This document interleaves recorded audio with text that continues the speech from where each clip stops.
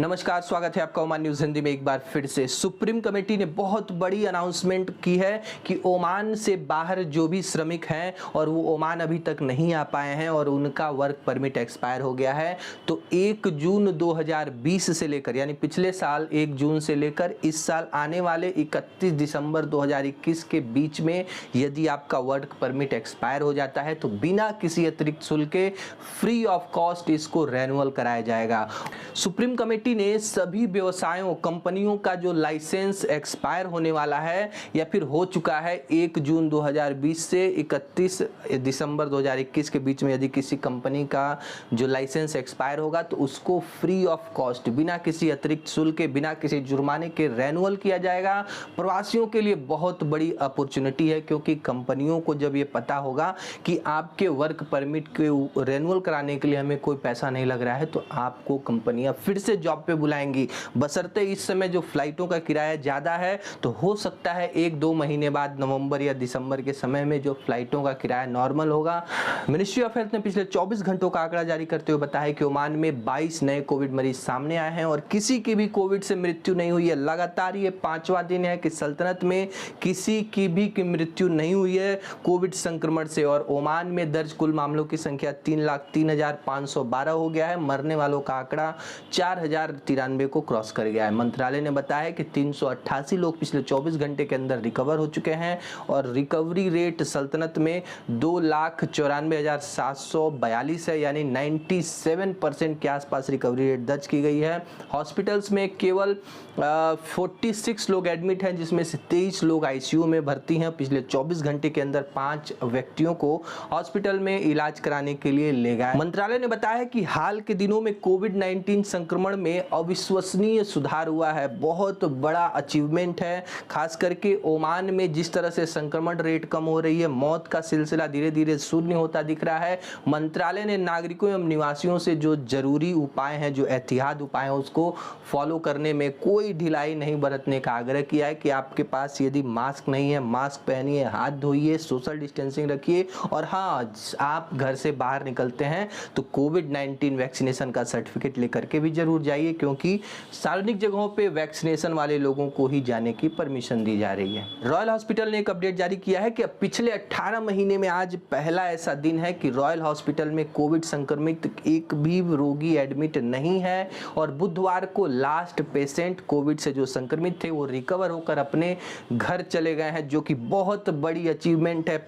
Saudi अरब साम्राज्य अपना 91वां राष्ट्रीय दिवस मना रहा है। जी हाँ, देश के पवित्र मस्जिदों के कस्टोडियन किंग सलमान बिन अब्दुल अजीज अल सऊद के नेतृत्व में राजनीति के क्षेत्र में हो, आर्थिक क्षेत्र, सैन्य, शिक्षा, सांस्कृतिक एवं सुरक्षा के स्तर पर बहुत सारी सफलताएं इस देश ने हासिल की हैं। और सऊदी के राष्ट्रीय दिवस के अवसर पर महामहिम सुल्तान हैतम बिन तारिक ने बहुत शुभकामना संदेश दिया है।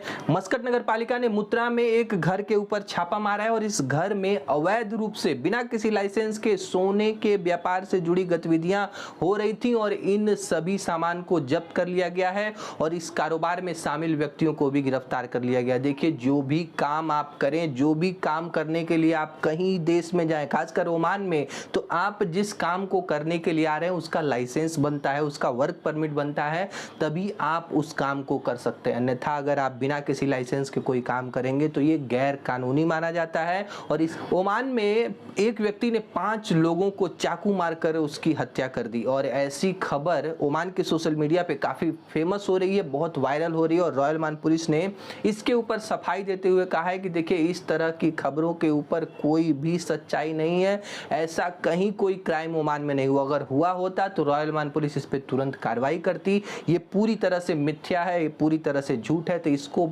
प्लीज आप शेयर मत करिए। क्यों? कृषि, मत्स्य एवं जल संसाधन मंत्रालय ने सोहार के एक फार्मेसी से एक्सपायर्ड दवाओं को बरामद किया है। जी हाँ, जो पशु चिकित्सालय की फार्मेसियां हैं उसमें से ये एक्सपायर्ड दवाएं बरामद हुई हैं, और जो कीटनाशक है पूरी तरह से एक्सपायर हो गए थे, फिर भी इस दुकानदार ने उसको अपने दुकान से बाहर नहीं किया था, नष्ट नहीं किया, तो वो इसके बावजूद इसको बेच रहा था, जो कि एक गैर कानूनी काम है। पेट्रोलियम डेवलपमेंट ऑफ ओमान ने पीडीओ में काम करने वाले छोटे छोटे कॉन्ट्रैक्टरों से एक समझौते पे हस्ताक्षर किया है कि हम आपके कंपनी में, आपके व्यवसाय में जुड़े सभी 100 ओमानियों को रोजगार देना चाहते हैं जो इंजीनियरिंग और आईटी विषयों में ग्रेजुएट होंगे। और यूएई में जैसे जैसे कोविड के केस कम होते जा रहे हैं, यूएई की सरकार ने प्रतिबंधों में ढील देना स्टार्ट कर दिया है। जैसे कि यदि आप 2 मीटर की डिस्टेंस पे किसी के साथ खड़े हैं तो आपको मास्क लगाने की आवश्यकता नहीं है। कुछ जगहों पर मास्क से अनिवार्यता को हटा दिया गया, जैसे आप स्विमिंग पूल के पास हैं, स्विमिंग पूल के लिए जा रहे हैं, नाई की दुकान में जा रहे हैं, आप अपने कार में आप बैठे हैं, तो ऐसे में मास्क के अनिवार्यता को खत्म कर दिया है। लेकिन आप पब्लिक प्लेसेस पे जा रहे हैं जहां पे काफी भीड़ भाड़ है तो आप मास्क लगा लीजिए, क्योंकि बिना मास्क के आपके ऊपर जुर्माना भी हो सकता है। रॉयल ओमान पुलिस ने 4 विदेशी महिलाओं को एक अपार्टमेंट से गिरफ्तार किया। बाउसर में ये अपार्टमेंट में नैतिकता से विरुद्ध काम कर रही थी और वो जो कि ओमान में पूरी तरह से गैर कानूनी है।